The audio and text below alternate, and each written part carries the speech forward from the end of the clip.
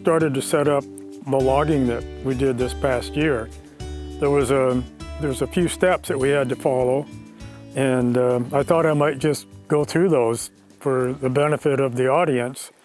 Once we chose the area that Lee wanted to harvest, we had to, first of all, establish the boundaries, and that included or involved checking out some survey corners and actually having a surveyor come out and refresh a portion of the boundary that was adjacent to a neighbor.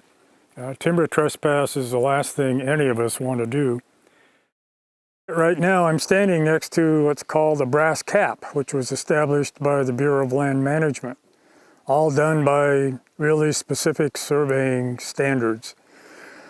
And it's important to know where, not only where the property corner, and it might be an iron pipe, it might be a piece of rebar with a yellow surveyor's cap on it, but it's important to know where those corners are, especially if they're next to you. And it's important to preserve them because they're here for a purpose, of course, and that's to define property.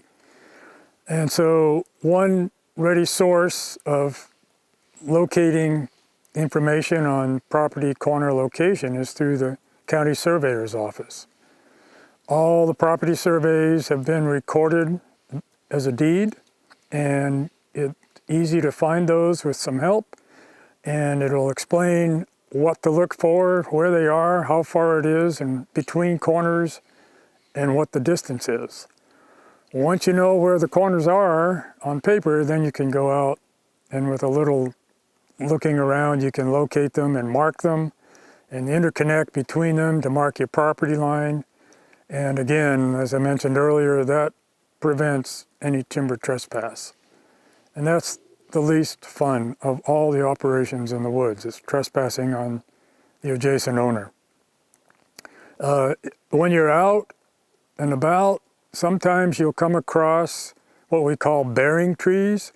These are trees that were selected in reference to the corner itself. They're generally located in, if they're available, at least in 3 points of the compass.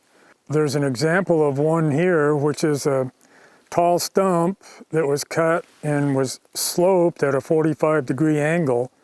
And oftentimes there's metal placed over the top so that keeps the stump from rotting.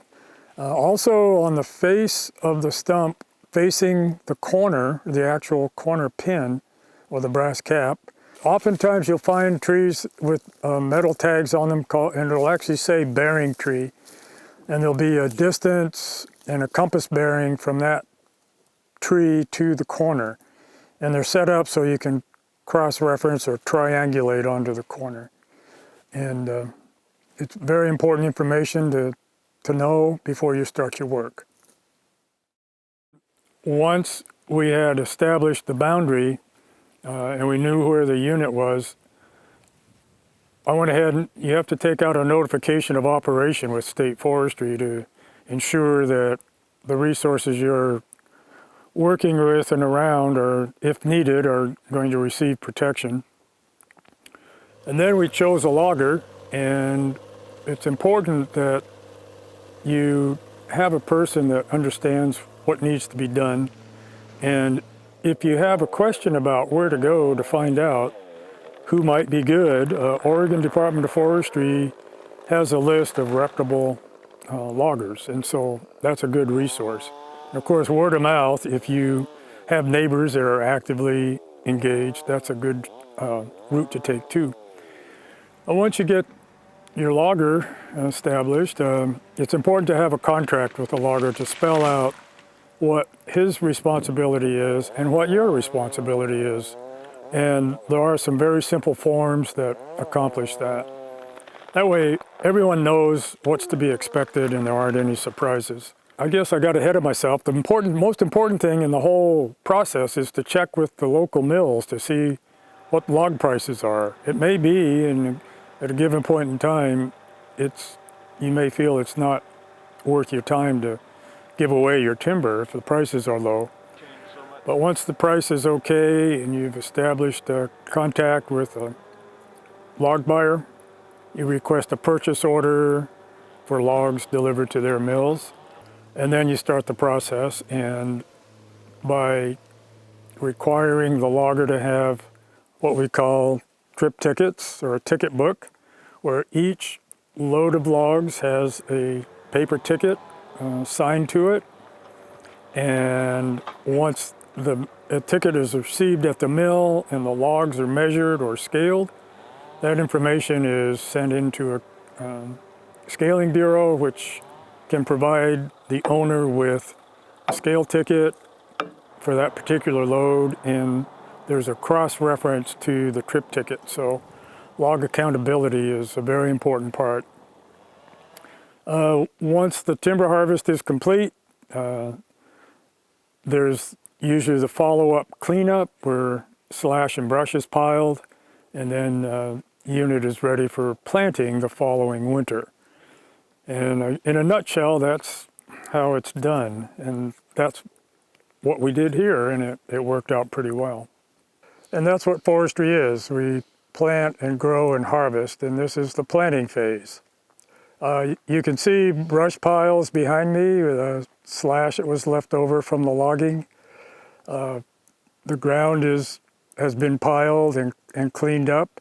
This fall, after we get substantial rain, the piles will be burned. Two main reasons for that is to eliminate any potential future fire spread.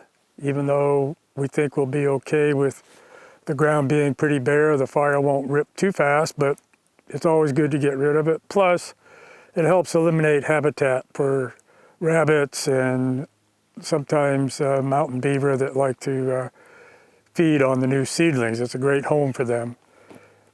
This ground is planned for planting in January or February of 2021. We like to plant on a 10 by 10 spacing, or 435 trees to the acre. It's important to remember when you're at this phase that you have to order your seedlings early in the process. It used to be you could wait until on into the fall and call up any nursery and get your trees.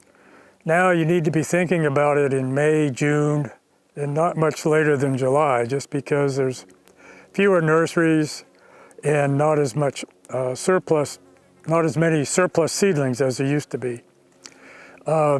Be sure and match your seedlings to your growing site.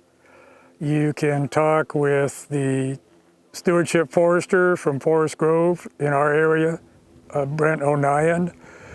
They have information on the proper seed zone that you're working in, and you want to make sure you buy seedlings that came from that seed zone.